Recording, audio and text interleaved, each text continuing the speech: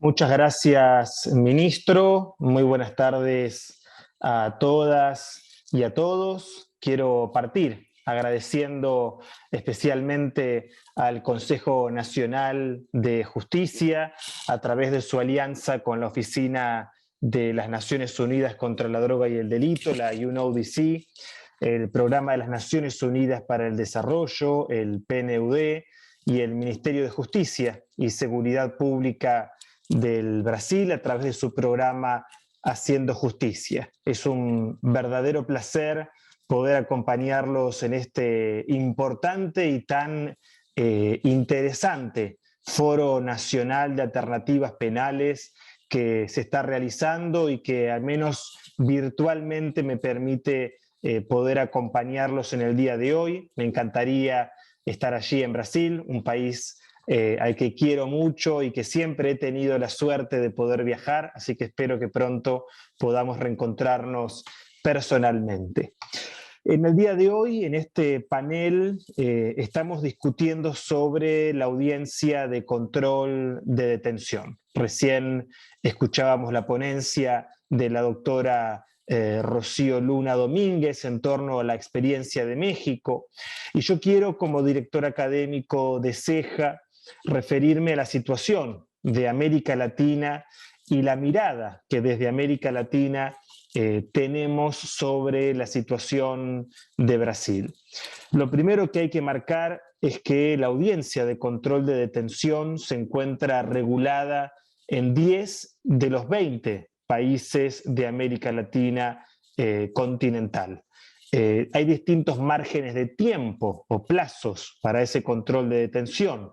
En algunos países es de 24 horas, en otros de 36, incluso en otros de 48 y de 72. El caso de Brasil es de 24 horas, que es el modelo mayoritario en nuestros países. Pero indistintamente de ello, lo que me interesa marcar es que esto se ha tratado claramente de una innovación muy importante en el Brasil. En los últimos años, y nosotros hemos tenido la oportunidad de darle seguimiento desde aquella experiencia en San Pablo y luego la resolución que se tomó a nivel federal por el Consejo Nacional de Justicia y la Corte Suprema, esto indudablemente ha significado un avance en materia de control de la detención, en materia de control de la violencia policial en un país en donde claramente esto, como en prácticamente toda América Latina, es una preocupación muy importante. Pero hay una característica que todos estos países comparten.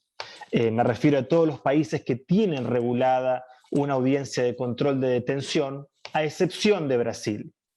Y es que la audiencia de custodia se reguló en el marco de un proceso penal adversarial. Esta es la característica principal que todos los países tienen, a excepción de Brasil. La audiencia de custodia en América Latina se ha regulado como parte de un proceso penal de características acusatorias y adversariales. Y esto es central, porque se trata de una audiencia que debiese ser consistente con la lógica de un modelo acusatorio y adversarial. Y para su fortalecimiento, es decir, para fortalecer la audiencia de control de detención o audiencia de custodia, se deben considerar aquellos elementos que dan cuenta de la implementación de un sistema acusatorio y adversarial que sabemos que en Brasil es todavía una materia de discusión. De hecho, se están cumpliendo 80 años del Código Procesal Penal vigente, sancionado allí como un decreto ley del Estado Nuevo. Y esto, en nuestra opinión, debiese ser, como lo está haciendo hoy en día en el Congreso Nacional de Brasil, una discusión. Yo siempre sostengo con el respeto y el cariño que tengo que la reforma a la justicia penal en Brasil ha dejado de ser una deuda y se ha transformado en una verdadera urgencia nacional, reemplazar el Código del Proceso Penal actual, fundamentalmente por un código que sea discutido en democracia y en el Parlamento, que es en donde debiese ser su centro de atención. Por lo tanto, en ese camino, es decir, en esa mirada prospectiva sobre la necesidad de una reforma a la justicia penal, la audiencia de custodia tiene un papel muy significativo, porque ya significa un paso hacia adelante, como lo han sido las reformas en materia de medidas cautelares, como lo ha sido la reciente introducción del juez de garantías, todavía no ha entrado en vigencia, y la audiencia de custodia, creo, hay que protegerla. Y para su protección, entiendo, debemos pensar en clave de un sistema acusatorio y adversarial. Por eso quiero en esta presentación, en estos 15 minutos que me quedan, trabajar tres cuestiones de una agenda de trabajo posible en esta mirada de una reforma a la justicia penal, aprovechando los debates que se están dando hoy en día en el Congreso Nacional. Sabemos de esta comisión bicameral que se ha creado hace muy poco tiempo para resolver ya un texto definitivo. Tenemos mucha expectativa en que finalmente esta comisión pueda avanzar y poner a Brasil en el nivel de toda América Latina, es decir, contar con un sistema acusatorio y adversarial transparente, oral, en plazos más efectivos, es decir, poder modernizar la justicia penal y ponerla a tono con lo que viene sucediendo en América Latina hace ya 30 años desde comienzos de la década del 90. Por eso decía tres ejes, y me voy a concentrar en tres fundamentalmente en razón del tiempo. El primer eje, que es fundamental, pensando en la audiencia de custodia, pero fundamentalmente en esta nueva estructura del proceso penal, tiene que ver con la división de las funciones jurisdiccionales y de investigación. Es decir, poder romper esta concentración de funciones en un solo individuo, el juez de investigación, que investiga y controla esa investigación. Y este es el fundamento político de la Judicatura de Garantías, que ya prontamente se cumplirán 2 años de su sanción en el marco del paquete anticrimen. Un juez de control es un juez de control del sistema de garantías del imputado y también de observancia de la tutela judicial efectiva de la víctima. Estas son las dos dimensiones que un juez de garantías debiese observar: controlar el sistema de garantías y también observar la tutela judicial efectiva de la víctima. Y cuando hablamos de autoritarismo, cuando hablamos de muchas de estas cuestiones que se discuten habitualmente en nuestra región, estamos hablando en definitiva de esto, de evitar la concentración de tareas en una sola persona, particularmente de dos tareas: investigar y juzgar. Y esta es una cuestión que América Latina ya viene saldando hace mucho tiempo atrás. De hecho, todos los países vecinos de Brasil cuentan con una figura de juez de garantías que no se encarga de la investigación, porque la investigación o la persecución penal se entrega decididamente al Ministerio Público, que de hecho en Brasil es una institución histórica, una institución muy potente en el entramado institucional del sector justicia. Y aquí encontramos como ejemplo una cuestión que yo he visto en muchas audiencias de custodia allí en Brasil, que tiene que ver con un ejemplo muy práctico de lo que ocurre en la audiencia de custodia, que es en torno al auto de prisión en flagrante. Si entendemos que debe existir esta división tajante entre la jurisdicción y la investigación, debiese ser insostenible que el auto de prisión en flagrante lo lea un juez o lo explique un juez, sino que siempre el promotor o la promotora debiesen ser quienes expongan el auto de prisión en flagrante y en definitiva quienes defiendan esa detención en flagrancia que se ha producido. Por eso una primera cuestión de una agenda de trabajo tiene que ver con esta división de funciones jurisdiccionales y de investigación. Una segunda cuestión o eje de una agenda de trabajo tiene que ver con una división de funciones al interior del judiciario. No es suficiente con extraer las funciones de investigación, sino que además es necesario que se pueda modernizar, que se pueda independizar, que se pueda fortalecer, en definitiva, la función administrativa. Es decir, todo el circuito administrativo de convocatoria a las audiencias, de contacto con las testimonias, de garantizar que la sala de audiencias va a estar en condiciones para la realización, por ejemplo, de una audiencia de custodia. Esto que llamamos en otros países los núcleos de administración, es decir, una especie de oficina o de escritorio al interior del judiciario que se encargue de darle seguimiento a todas las cuestiones administrativas, como por ejemplo la organización de las audiencias. En este sentido, en nuestra América Latina tenemos claramente estas organizaciones que se han creado al interior del judiciario y que lo que generan es que haya una especialización en materia de trámite administrativo. Es decir, un organismo interno que esté pensando en que la audiencia se realice. ¿Por qué? Porque el producto principal del sistema procesal penal debiese ser la realización de la audiencia y que la audiencia esté garantizada.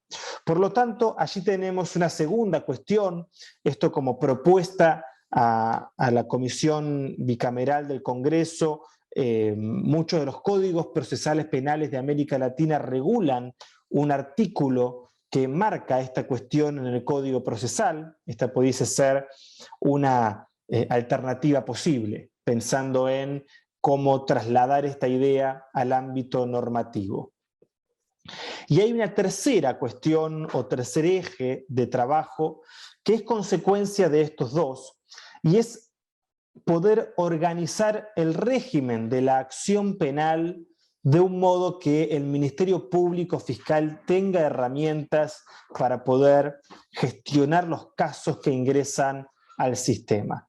Es decir, flexibilizar el régimen de la acción penal, entregarle la titularidad de la acción penal al Ministerio Público significa que el Ministerio Público sea la organización que esté completamente a cargo de la gestión de todos los casos que ingresan al sistema.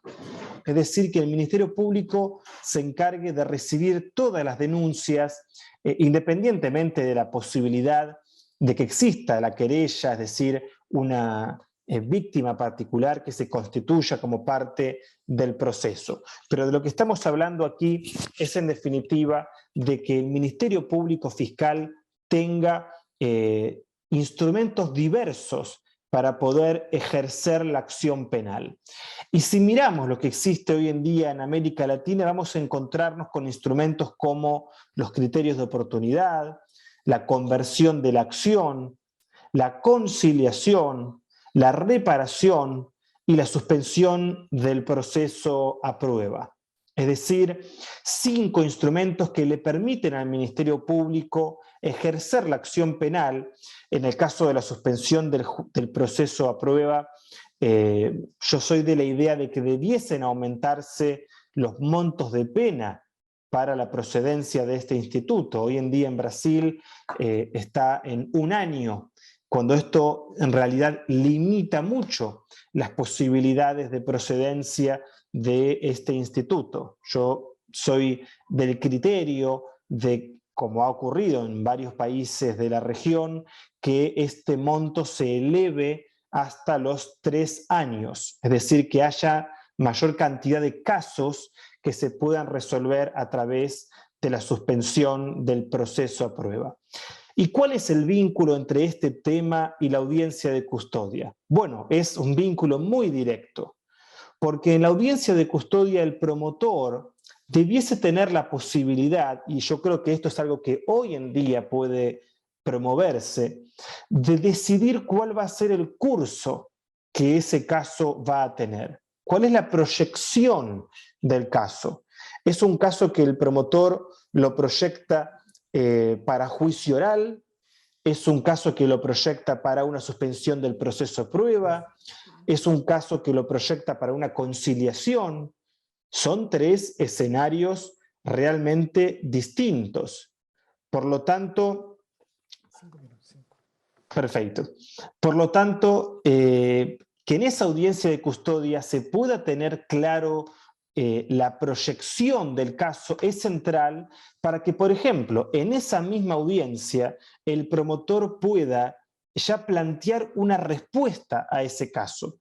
Sería muy deseable que si se trata de un delito menor, un furto, un caso que no sea de aquellos que ingresan a juicio oral, bueno, que en la audiencia de custodia el promotor pueda ya directamente plantearle a la contraparte alguna opción de abordaje para la resolución de ese caso, como por ejemplo una conciliación, una reparación o una suspensión del proceso a prueba, y evitar lo que llamamos la burocratización del proceso, es decir, evitar que en la audiencia inicial el Ministerio Público tan solo controle la detención y que las decisiones se posterguen para una etapa procesal que sea más próxima al juicio. Sería muy indeseable que las decisiones de reparación o de conciliación se tomen en un plazo ya muy extenso, cuando esa proyección se podría hacer adelantada y tempranamente, por ejemplo, en la audiencia de custodia. Por lo tanto, para ir terminando en estos 3 minutos que me quedan y poder cumplir con el tiempo, me interesaba marcar el enorme avance que ha significado la audiencia de custodia en Brasil, permitirme sugerir algunas cuestiones que integran una agenda de trabajo para poder fortalecer la audiencia de custodia y sobre todo en el marco de la discusión legislativa que se está dando en el Congreso Nacional en torno a un nuevo proyecto de Código Procesal Penal, en el cual, reitero, tenemos enormes expectativas de que pueda llegar a muy buen puerto. Le agradezco nuevamente al Consejo Nacional de Justicia, al ministro Joel Irian Paciornik por estar conduciendo este debate y por el liderazgo en este seminario, al doctor Lanfredi, un gran amigo que debe estar por allí acompañándonos y que también hace muchos años que nos conocemos. Les agradezco por la invitación y que todos y todas tengan muy buenas tardes.